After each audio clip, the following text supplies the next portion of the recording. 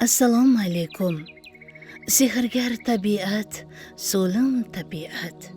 Bog'lar malohati, gul nozi ila, nag'makor qushlarning sho'x sozi ila dilga baxsh etadi orom, farog'at. Nigohing erkalar har murg'ak nihol, boshingga soyadir ming yillik chinor, sehru saxovati nafosat uchun saxiy tabiatidan qarzdormiz, qarzdor. Satrlar muallifi iste'dodli shoir va taniqli jurnalist Abdumurod Ismatov. Ustoz 1940-yilda Payariq tumanidagi Darvishshayx qishlog'ida tug'ilgan. Samarqand davlat universitetining o'zbek tili va adabiyoti fakultetini imtiyozli diplom bilan tugallagan. Ustoz qator yillar davomida tuman, viloyat gazetalarida mehnat qildi. O'zbekiston radiosida ham ishladi. Samarqand viloyat televideniyasi tashkil etilganda katta muharrir lavozimida faoliyat yuritdi. Ularning she'rlari, maqolalari viloyat va respublika gazeta jurnallarida chop etildi. Ustoz televideniya va radio orqali qator tahliliy, tanqidiy eshittirishlar hamda ko'rsatuvlar tayyorlar edi.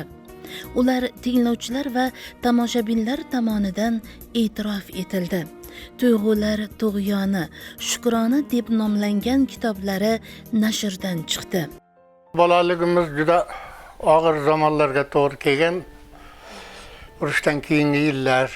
Endi men dastlab aqlimni taniganim shu Normurod ukamni tug'ilganini eslayman. 46-yil. Men o'sha vaqtda 6 yoshda bo'lganman-da. Juda yaxshi bilaman. Butun hamma qarindoshlarga suyunchi deb kirib chiqqanmiz. O zamonlarda shu bir xonadonda farzand tug'ilsa, qarindoshlarga bolalar suyunchi deb borishardi. Opam qo'limdan yetaklab olgan hamma qarindoshlarga bir kirib chiqqanmiz o'shanda. Birinchi sinfga borishimni men juda yaxshi eslayman. O'sha 1-sentyabr kuni o'qishga boradigan kunimiz otam bilan birgalikda Samarqandga ketdik. O'zimizdan ortgan chakki moylarni Samarqandga otam bilan borib sotib kelganim esimda. Shu 4-sinfni bitirganimizdan keyin 5-sinfga o'tgandan keyin men badiiy adabiyotga juda qiziqib ketdim. O'zim men shu 2-sinfda o'qiyotgan vaqtlarimdayoq otam 10-sinfda kitoblarni olib kelib berardi. U 10-sinfda adabiyot xristomatiyasi degan kitobida ko'p dostonlardan parcha berilar edi. Chambil qamali, Alpomish dostonidan boshqa dostonlardan parchalar berilar. Shularni men shu toza she'rlarni ashula qilib aytishni yaxshi ko'rardim. Shunga otam ishqiboz bo'lib, katta sinflarda kitoblarni ham olib kelib berardi. Shu 5-sinfda endi bizlar qishlog'imizdagi maktabda emas, kolxozimizning markazidagi maktabda o'qiy boshladik endi 5-sinfda. O'sha maktabda kutubxonasi bor edi. Endi kutubxonasi qanday deng, bitta shkafda 20-30 ta kitob bor edi-da. Xilini hisoblagan. Endi bir 100 ta kitob bo'lsa, ba'zi kitoblardan 3 ta 4 tadan, lekin shu 20-30 tadan oshmas edi kitob. 5-sinfdayoq men o'sha kutubxonada kitobni hammasini o'qib chiqdim. U qanday kitob bo'lishidan qat'iy nazar. Bir haftaga yetkazmay yassta romanlarni o'qib tashlardim-da. Chunki kecha kunduz o'qiyman. Qo'y boqib ketaman qo'riqda yonboshlab kitob o'qiyman kuni bo'yi. Kechqurun qaytib kelyapti, hatto qo'yni izida chang, tuproq, shuni ichida kelyapti, tika turib ham o'qib kelaveraman. Uyga kelaman, o'qiyman, ovqat yetib o'qiyman. Oqshom juda kam uxlayman. Xullas kalom, hali o'qishlarim bo'shashib ketgandan keyin muallimlar kelib otamga aytishdiki, bolangizni o'qishi yomonlashib ketdi juda endi. Men badiiy adabiyotga berilib ketdim-da. Shundan keyin o'qituvchilar bilan kelishani oldi otam. Uyda meni kitob o'qitmaslikka harakat qilardi. Qishloq sovetiga ham borib tayinlab qo'yishdi, bu bolaga kitob bermanglar deb. Endi maktab kutubxonasiga tayinlab qo'yishdi, bunga kitob bermaysan deb. Endi men nima qilaman? Jo'ralarimdan bittasini olib boraman-da. U o'qimaydi o kitob. Mana kitobni odiyman, u yozdirib oladi-da menga beradi. Baribir o'qiyman yo'lini topib. Bolaligimdan men bu yozishga juda qiziqdim-da. Hikoyalar yozardim. O'sha hikoyalar hali turibdi. So'ng gazetaga maqola yozadigan bo'ldim. Maqolalarimni berib turardi endi mayda-mayda maqolachalar. Qiziqish menga juda bolaligimdan o'tganda, judayam. Har yaproq bizni deb chaladi qarsak, har g'uncha jilmayar ko'ngilni xushlab, hattoki sertikon shaddod namatak yonimda qolgin der etakdan ushlab.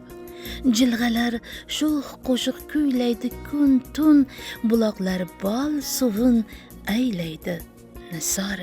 Beqiyos zavq safo bergani uchun hassos tabiatidan qarzdormiz, qarzdor. Birinchi she'r yozishimga bizda do'stimiz bordi, Abdusaid degan, shu kishini Abdumalik degan akasi bor edi. U kishi 7-sinfni bitirib maktabda o'qituvchi bo'lib ishlagan ko'p yillar. O'sha odam she'r yozar ekan. Ona maktabda o'qituvchi. Shu mavzularda yozganman dastlabki she'rlarimda. Bolaligimdan o'zi bunday o'ylab qarasam, qandaydir o'zi menda bir shoirona ruh bolalikdan bo'lgan. O'zimda odatlarimni muhokama qilib qaraymanda, bolaligimda shu 10-11 yoshlarimda ertalab chiqib ketardim tong otmasdan. Shu baligi uzoq yerlarga borardim-da, bir teparoq joyga chiqib olib, yonboshlab yotib, quyoshni qanday chiqishini kuzatardim-da. Quyosh qanday chiqib keladi. Juda ko'p takrorlangan shu narsa. Keyin yomg'irni juda yaxshi ko'rardim. Yomg'ir yog'aversa, men chiqib ketardim shunday. Bog'larda aylanib, dalalarda aylanib, shu yomg'ir tugaguncha yuraverardim. Tabiatga qiziqish bolaligimdan bo'lgan ekan deyman-da menda. O'sha keyin xotiram juda ham yaxshi edi. Shu 1-2 o'qigan narsamni yod olib qolardim. She'r aytish musobaqalari o'tkazilardi maktabda. Kim ko'p she'r. Men shu darslikdagi she'rlardan tashqari boyna boshqa kitoblardagi she'rlarni ham aytaverardim. Bu Abdumurod she'r tamom bo'lmaydi. Bunga birinchi o'rinni berib qo'yaveraylik deb qo'yardi muallimimiz.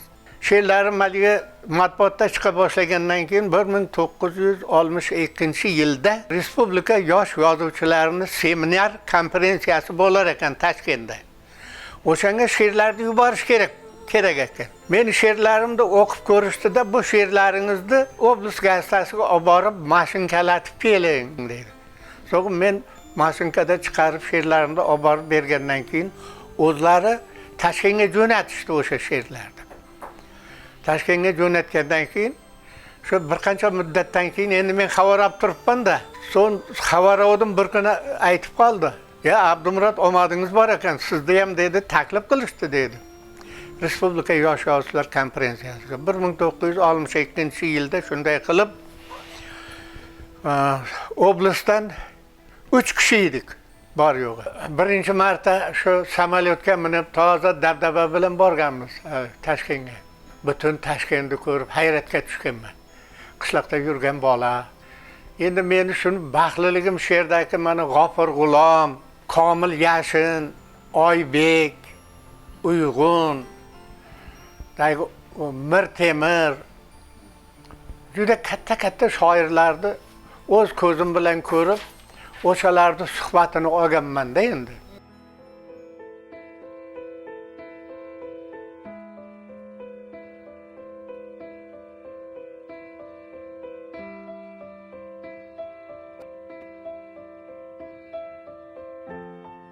Bizning klassiklarimizda yosh shoirlar, boshlovchilar yaxshiroq o'rganishsa maqsadga muvofiq bo'lardi-da. Chunki o'sha ildizimiz o'sha. Bizning adabiyotimizda ildizi o'sha yoqda. O'sha ildizni mukammal egallamasdan, har qalay undan biroz bo'lsa-da xabardor bo'lmasdan shu bizning she'riyatimizni, o'zbekona she'riyatimizni rivojlanishi qiyin-da. Rasul Gamzatning bitta she'ri bor. She'rning mazmuni shunday. She'rlarim, siz shapka kiyib yurmang. Siz papaxa kiyib yuring. Kavkazliklar aliy bu. milliy ruhda bo'ling, libosingiz ham milliy bo'lsin deyapti-da u.